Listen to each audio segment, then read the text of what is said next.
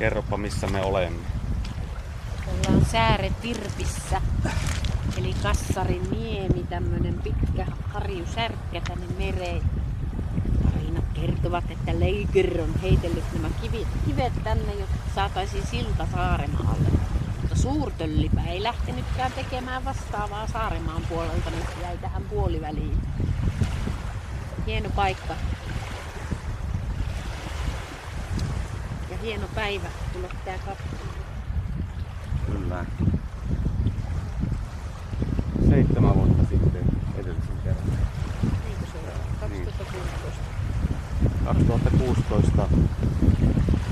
Joo, tässä on se Suurtölli on tuolla Saaremaalla, niin se on mukaan sopinut sen Leikerin kanssa, että joo, tehdään tämmönen silta tähän yli. Se oli muistaakseni joku saunomiseen liittyvä, että kun ei saunaan pääse muuten. Oliko niin, että tää Suurtöllin pikkuveli Leiker, se käy saunomassa tuolla Saaremaalla Suurtöllin kanssa. Yhdessä sopivat tosiaan näin, mutta Suurtöllin ryökäle vaan laiskotteli sen Leikerin hermoista oloa. Jäi puoliväliin. Tää on tosiaan pari kilometriä. Tää on varmaan Harjuniemi. Jääkauden aikana muodostelma. Noin niinku oikeesti voi sitä ajatella. Karuja, ne on mukavia. Kyllä. Joo, ja tossa kun tultiin tänne, päästiin pyörillä tonne 500 metrin päähän siinä matkalla sitten, niin hevoset laidunsi siellä. Oli kyllä niin idyllistä. Polkua. Niin. Siinä oli varmaan, Varsoja ja tammoja ja siinä oli varmaan 10-20 hevosta. Joo. Ne oli varmaan Priinun hevosia, mä vähän luulen. Ja se on nyt tullut vasta sen jälkeen, kun mulla on viimeksi käyty tuo laiduntaminen. Että tuo on niin kuin parantunut tuo katajanummi tuossa, kun se pusikoituminen on vähän väistynyt. Hevoset syönyt sieltä kaikki tämmöiset pajut ja heinät ja muut. Se on oikein mukavan näköistä sellaista laidunta, perinnemaisemaa, katajikkoa. Joo, eilen aamuna satoi, kun purimme leirin saaren läntisimmässä paikassa, surfiparadiisissa.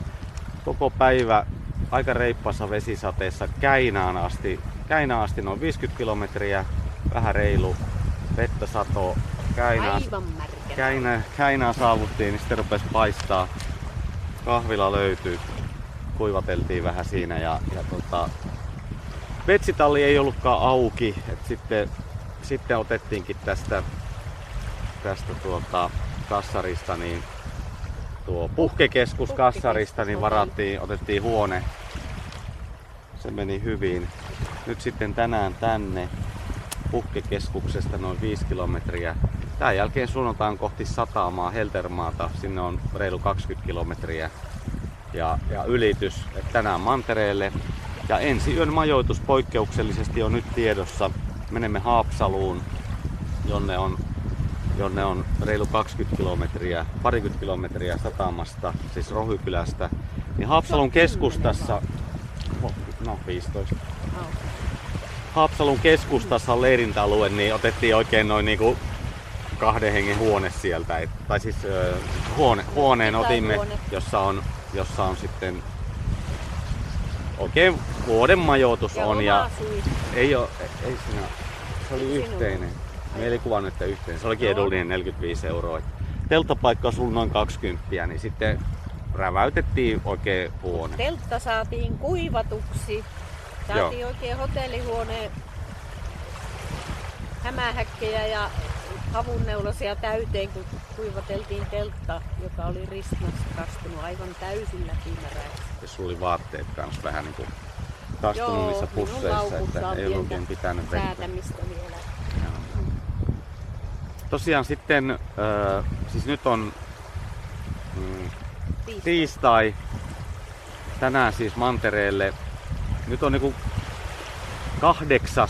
reissupäivä. Tänään mantereelle ja sitten kilometriä 400, yli 400 joo. Ja tänään ei ihan, no huomenna tulee se 500 varmaan täyteen. Ja